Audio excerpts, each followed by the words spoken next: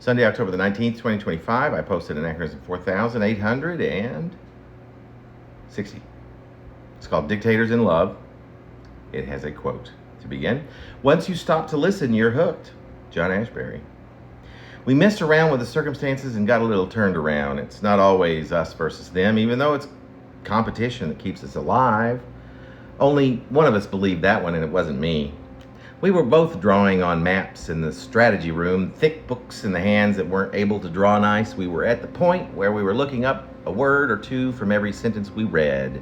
I took a quick survey of those who mouthed what they were reading, and those lips remained pursed or slightly open. I was good with physics, knew the room's tension points were generally consistent.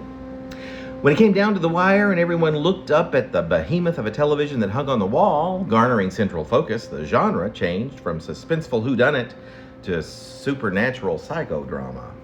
We stayed for a little while just to watch the top psychic generalissimos do their prognosticating, but this was no science and neither of the two of us were psychic.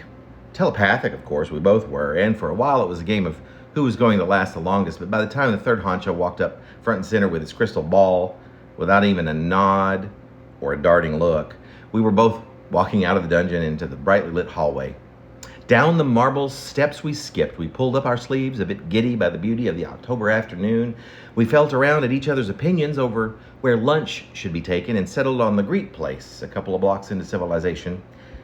We were both fond of the restaurant, which gave no visible indication that it was a dining establishment. He had the moussaka and I had the souvlaki, same as always, and we spent the next 2 hours talking over subjects like penguins and handwriting analysis.